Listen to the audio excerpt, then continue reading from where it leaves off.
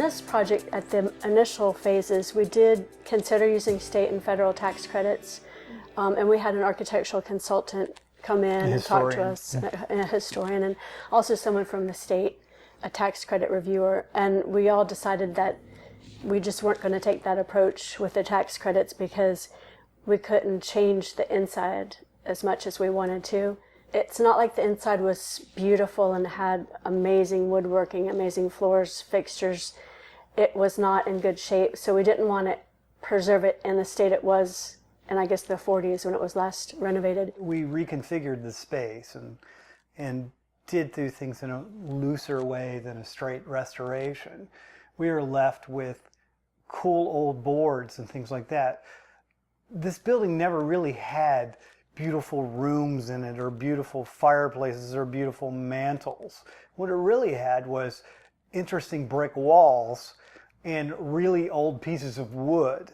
So we used those as our palette instead of something that didn't exist. Now the outside, we stayed true to the historic architecture. We kept the window configurations and we added shutters. There had been shutters on the facade at one time.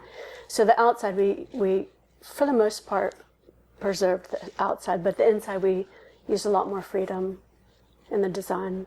But we had to really reimagine a building that's not very tall, it's solid masonry, it wasn't structurally in wonderful shape, and it really had no mechanical systems or anything in it. So we had basically a really old hard tent here that we had to sort of make beautiful or give it a new life. Well, I guess the primary change that we did was previously it had been organized by floor. So one apartment was one floor and one apartment was another floor. And we reorganized it to be two-story spaces side by side. Which actually worked with the way the building wanted to be, because it was an original stone piece in the front and then a brick addition, and they weren't really integrated. Right, so the two apartments do follow the construction timeline of the building. The front facing Braddock and this facing Cork were built separately.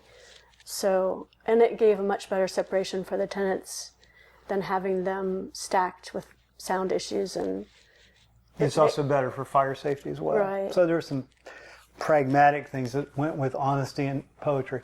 Well, the funny thing is, if you look at the construction drawings for this project, the drawings show the ideas about opening the ceiling and those sorts of things.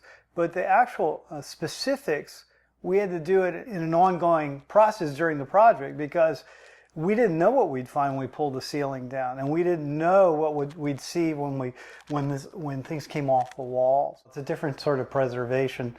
It's making this building viable for a lot longer, because people like it, love it, care for it, and want to be in it. That's a different kind of way to save something than to save only the floor or the old staircase or whatever it may be.